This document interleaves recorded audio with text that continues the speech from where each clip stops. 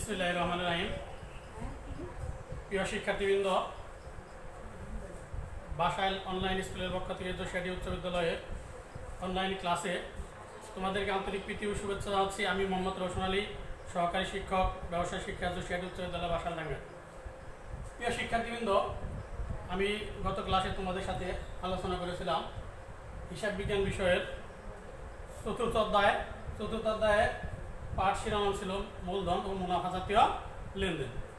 আজকে আমি তোমাদের সাথে নবম এবং দশম শ্রেণী হিসাব বিজ্ঞান বিষয়ে পঞ্চম অধ্যায় নিয়ে আলোচনা করব। পঞ্চম অধ্যায়ের পাঠ শিরোনাম হচ্ছে হিসাব। ইতিমধ্যে আমি বোর্ডে এই অধ্যায়ের 3টি শিখন ফল লিখে দিয়েছি। 1 নম্বরে হিসাবের ধারণা বর্ণনা করতে পারবে, হিসাবের ছক অঙ্কন করতে পারবে এবং হিসাবের শ্রেণী বিভাগ ব্যাখ্যা করতে পারবে। তাহলে প্রথম শিখন ফলের উপর ভিত্তি করে আজকের ক্লাস শুরু করতে যাচ্ছি। প্রথমে আসো, হিসাব কি? হিসাব হচ্ছে একটি নির্দিষ্ট ছক বা বিবরণী, যেখানে প্রতিটি প্রতিষ্ঠানের প্রতিটি খাতের বা আর্থিক অবস্থার বিবরণ প্রদর্শিত হয়। অর্থাৎ হিসাব হচ্ছে একটি নির্দিষ্ট ছক বা বিবরণী, যেই ছকে কি হয়, প্রত্যেকটা প্রতিষ্ঠানের প্রতিটি খাত বা অবস্থার পরিবর্তন সাধিত হয়। তাহলে আমি বোর্ডে হিসাবের সংজ্ঞা লিখে দিচ্ছি, তোমরা লিখে নাও।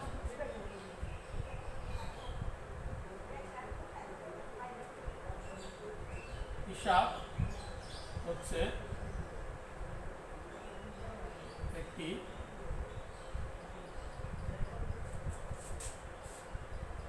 নির্দিষ্ট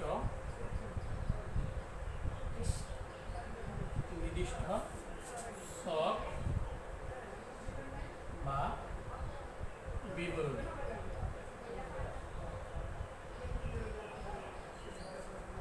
যেখানে প্রতিষ্ঠানের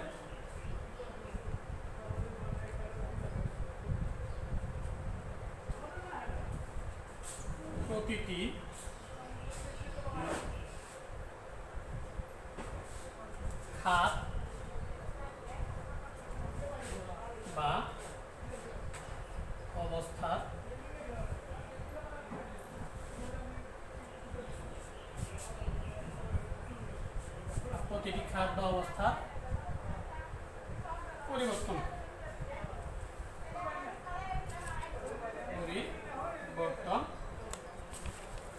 হয়, তাকে হিসাব বলে। যেমন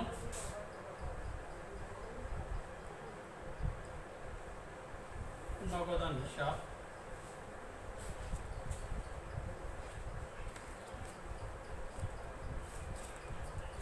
ক্রয় হিসাব,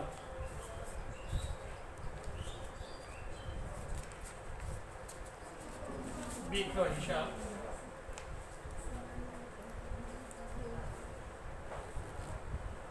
ইত্যাদি।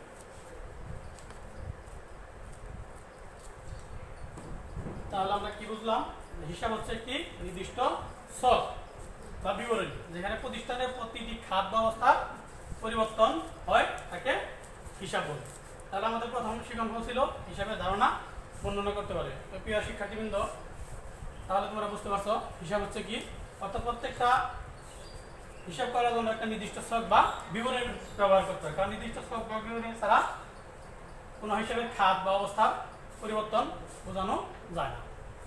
এবার আমরা আসবো হিসাবের ছক অঙ্কন করতে। আমাদের দ্বিতীয় শিখন হচ্ছে হিসাবের বিভিন্ন ছক অঙ্কন করতে পারবে। হিসাব বিজ্ঞানে হিসাব প্রস্তুতের জন্য সাধারণত 2 ধরনের ছক ব্যবহার করা হয়। হিসাব বিজ্ঞানে হিসাব প্রস্তুতের জন্য 2 ধরনের ছক ব্যবহার করতে হয়। ছক দুটি হচ্ছে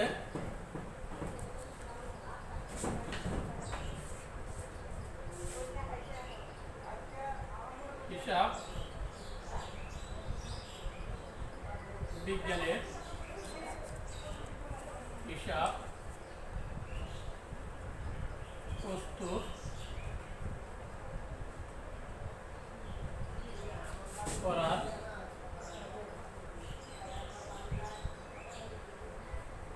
জন্য দুই ধরনের ছক ব্যবহার করা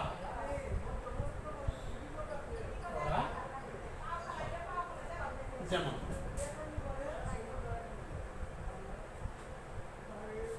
এক নম্বরে টি ছক, দুই হচ্ছে চলমান জের ছক, চলমান জের ছক। এখানে একটি বিষয় লক্ষণীয় যে টি ছককে আমরা বলে থাকি সাধারণত সনাতন পদ্ধতি, আর চলমান জের ছককে বলে থাকি আধুনিক পদ্ধতি, কারণ দুইটা ছকের মধ্যে কিছুটা মিল এবং কিছুটা পার্থক্য রয়েছে।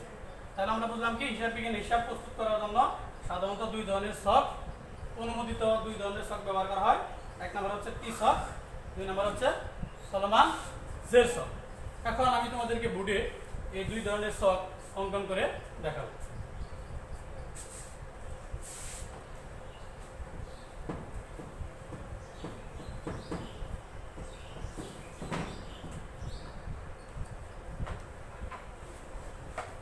শিক্ষার্থীবৃন্দ, তোমরা লক্ষ্য করো, আমি বোর্ডে টি ছক অঙ্কন করে দেখাচ্ছি।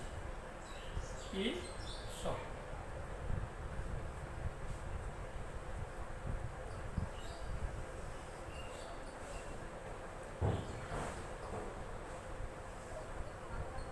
টি ছক অঙ্কন করার নিয়ম হচ্ছে প্রথমে ছকটাকে আমরা দুটি ভাগে বিভক্ত করব। এর বাম পাশে লিখব ডেবিট,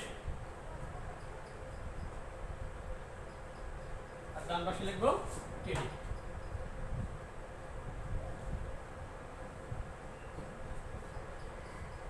যেহেতু হিসাবের বাম দিক সাধারণত ডেবিট হয়, এজন্য ডেবিট শব্দের অর্থ হচ্ছে বাম, এবং ডান দিকে ক্রেডিট লেখা হয়, এই জন্য ক্রেডিট শব্দের অর্থ আমরা ডান লিখে থাকি। অর্থাৎ সাধারণ অর্থে ডেবিট এবং ক্রেডিট শব্দের অর্থ হচ্ছে বাম এবং ডান। এবার আমরা দুই পাশের ছকগুলোকে অঙ্কন করব। তারিখ, বিবরণ, প্রত্যেক পৃষ্ঠা, টাকা। উভয় পাশে চারটি চারটি 8টি ঘর থাকবে। তারিখ, বিবরণ, প্রত্যেক পৃষ্ঠা, টাকা।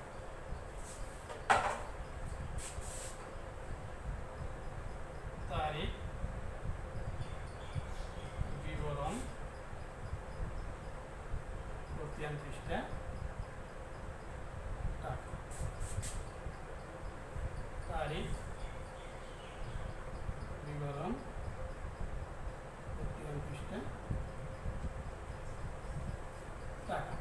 অর্থাৎ প্রথমে টি ছকটা আমরা দুইটি ভাগে বিভক্ত করছি। এর বাম পাশে ডেবিট, ডান পাশে ক্রেডিট, এবং উভয় পাশে চারটি চারটি 8টি ঘর আছে। এখন এই ঘরগুলোতে আমরা কিভাবে লিখব? প্রথমে আসে কি তারিখ। তারিখ লেখার নিয়ম হচ্ছে বছর, মাস, দিন। প্রথমে আমরা লিখব সাল, যেমন 2019। এরপরে যদি আমরা মাসের নাম লিখি, যেমন মে মাস, তারিখ লিখলাম 30। অনুরূপভাবে বিবরণের ঘরে আমরা কি লিখব? বিবরণের ঘরে লিখব যে জিনিসটা আমি লেনদেন করলাম সেই লেনদেনের পূর্ণ ব্যাখ্যা এই বিবরণের ঘরে থাকবে। এরপর রয়েছে খতিয়ান পৃষ্ঠা, খতিয়ানের পৃষ্ঠা নাম্বার থাকবে।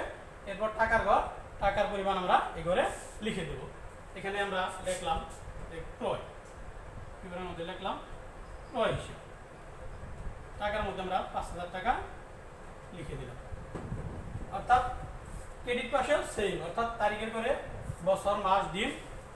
এরপরে বিবরণের ঘরে পূর্ণ বিবরণ, খতিয়ান পৃষ্ঠা, এবং টাকার ঘরে টাকা আমরা লিখব। এই হচ্ছে হিসাব বিজ্ঞান হিসাব প্রস্তুতের জন্য টি ছক বা সনাতন পদ্ধতি। এটাকে আমরা বলি কি টি ছক বা সনাতন পদ্ধতি। অর্থাৎ হিসাব বিজ্ঞানের সকল ধরনের হিসাব প্রস্তুত করার জন্য আমাদেরকে দুই ধরনের ছক ব্যবহার করতে হয়। আর একটি ছক হচ্ছে টি ছক, সেটা আমি বোর্ডে ইতিমধ্যে অঙ্কন করে দিয়েছি। এবার আমরা দ্বিতীয় যে ছকটি সেটা অঙ্কন করব।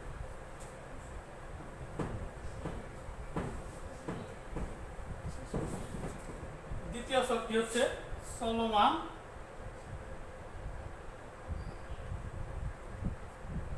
চলমান জের ছক, জের ছক, এটাকে বলা হয় আধুনিক পদ্ধতি। আরেকটি নাম হচ্ছে আধুনিক পদ্ধতি।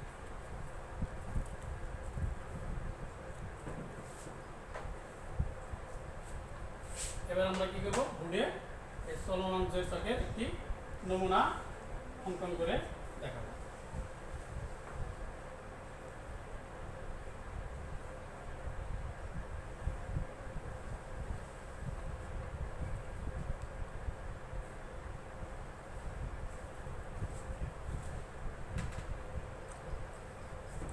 তারিখ, বিবরণ, তেল পৃষ্ঠা,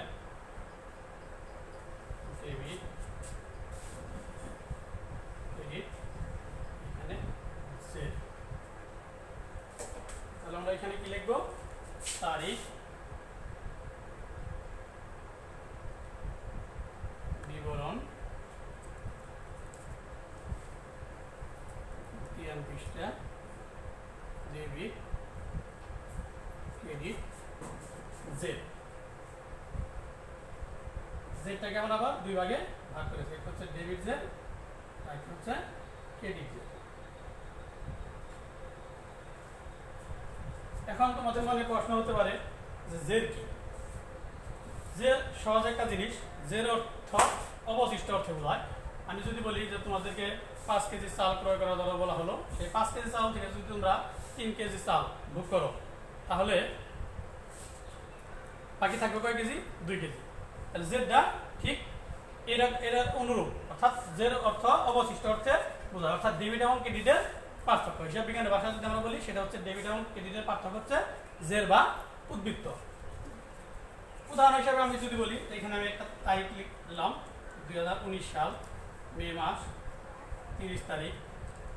এখানে একটা দেখলাম যে ক্রয় হিসাব, এখানে যদি আমি লিখি 5,000 টাকা, জেডটা এই ডেবিট করে দেবো। এর পরবর্তীতে কী হবে, এখানে আরেকটা তারিখ লেখার পরে যে আরেকটা লেনদেন আমি লিখি, লেখার পরে এখানে যদি একটা জেডটা যদি ক্রেডিট করে বসানো হয়, তাহলে দুইটা পার্থক্য হবে, ডেবিট এবং ক্রেডিটের পার্থক্য, অর্থাৎ যার টাকা বেশি জেডটা তার করে বসবে। অর্থাৎ এখানে ডেবিটে 5,000, ক্রেডিট 3,000, তাহলে জেডটা ডেবিট করে 2,000 টাকা থাকবে। অর্থাৎ জেড অর্থ অবশিষ্ট অর্থে বোঝানো হয়।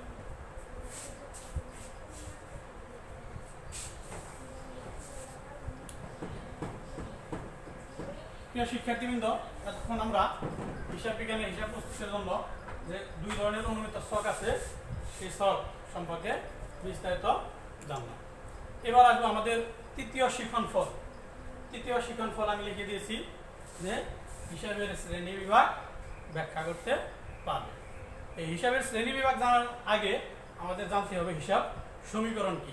কারণ আধুনিক যুগে বা আধুনিক কালে এই হিসাব সমীকরণের উপর ভিত্তি করে হিসাবের হিসাবের শ্রেণী বিভাগ নির্ধারণ করা হয়েছে। তাহলে আমরা প্রথমে জানবো হিসাব সমীকরণ কি। হিসাব সমীকরণ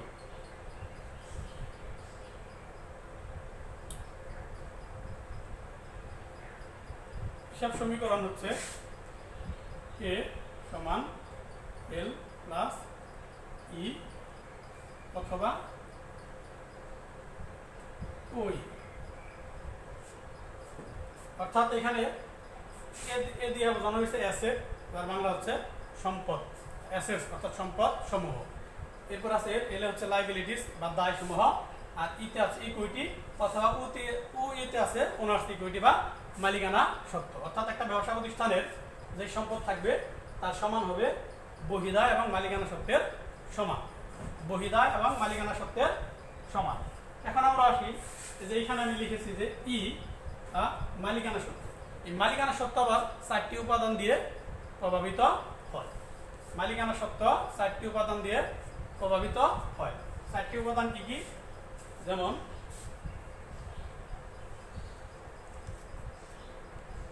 মূলধন, আয়, ব্যয়, মালিকানা সত্ত্ব। মালিকানা মালিকের মূলধন অথবা উত্তোলন। অর্থাৎ আয় ব্যয় মূলধন, আয় ব্যয় মালিকানা বা উত্তোলন। অর্থাৎ আয় হলে মালিকানা সত্ত্বেও বাড়ে, ব্যয় হলে মালিকানা সত্ত্ব কমে, এবং ব্যবসা থেকে টাকা উঠে নিলেও মালিকানা সত্ত্ব কমে। এই হিসাব সমীকরণের উপর ভিত্তি করে আমরা যদি এখন দেখি হিসাব কয় প্রকার, তাহলে হিসাব সমীকরণের উপর ভিত্তি করে হিসাব 5 প্রকার। হিসাব 5 প্রকার। যেমন 1 নম্বরে সম্পদ,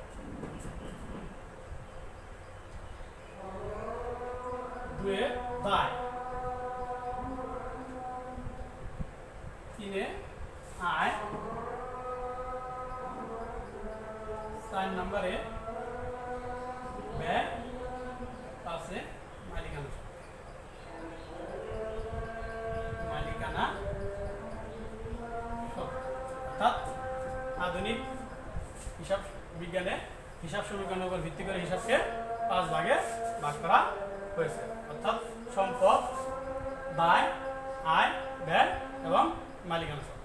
তাহলে আমাদের হিসাবের অধ্যায়ের যে 3 নম্বর শিক্ষাঙ্কনটা ছিল সেখানে ছিল হিসাবের শ্রেণী বিভাগ ব্যাখ্যা করতে পারবে। অর্থাৎ হিসাবের শ্রেণী বিভাগ, হিসাব হচ্ছে 5 প্রকার, সেটা আমি বোর্ডের মধ্যে ইতিমধ্যে লিখেছি। এখন যদি আমরা এই 5 প্রকার পৃথক পৃথকভাবে ব্যাখ্যা করতে চাই তাহলে প্রথমে আসবে কি সম্পদ। সম্পদটা কি? সম্পদ বলতে অর্থনৈতিক পরিসম্পদকে বোঝায়, যা একটা ব্যবসা প্রতিষ্ঠানের মালিকের অধীনে থাকে এবং তিনি মুনাফা অর্জনের কাজে এই সম্পদটা ব্যবহার করে থাকে। মুনাফা অর্জনের কাজে সম্পদটা ব্যবহার করে থাকে। অনুরূপভাবে আছে দায়। দায় বলতে তৃতীয় পক্ষের দাবি বা পাওনা, অর্থাৎ তৃতীয় পক্ষের দাবি বা পাওনা, অর্থাৎ সম্পদ থেকে তৃতীয় পক্ষের কি কোনো কিছু দাবি থাকে সেটা হচ্ছে দায়। আর মালিকানা সত্ত্ব কি? সম্পদ থেকে তৃতীয় পক্ষের দাবি বা পাওনা যদি আমরা বাদ দিই সেটা হচ্ছে মালিকানা সত্ত্ব। আর বাকি দুইটা হচ্ছে আয় এবং ব্যয়, অর্থাৎ মালিকানা সত্ত্বের উপর প্রভাব বিস্তার করে আয় এবং ব্যয়। আয় হলে মালিকানা সত্ত্ব বাড়ে এবং ব্যয় হলে মালিকানা সত্ত্ব কমে, এবং ব্যবসা থেকে যদি টাকা উঠে নেওয়া হয় সেক্ষেত্রেও মালিকানা সত্ত্ব হ্রাস পায়। তো শিক্ষার্থীবৃন্দরা, আশা করি তোমরা আজকের এই ক্লাস বুঝতে পেরেছ। তোমরা নিয়মিত যশোয়াটি উচ্চ বিদ্যালয়ের অনলাইন ক্লাসে সাথে থাকবে এবং ক্লাসগুলো উপভোগ করবে এবং অন্য ছাত্রছাত্রীদেরকে বলবে যাতে তারা এই ক্লাসগুলো উপভোগ করতে পারে। এবং তোমাদের যদি কোনো সমস্যা হয় তাহলে আমাদের সাথে যোগাযোগ করবে, আমরা সেগুলা সমাধান দেওয়ার চেষ্টা করব। যেহেতু সময় খুবই কম, সময় স্বল্পতার কারণে তোমাদেরকে আবারও আন্তরিক শুভেচ্ছা ধন্যবাদ জানিয়ে আজকের ক্লাস এখানে শেষ করছি। আসসালামু আলাইকুম।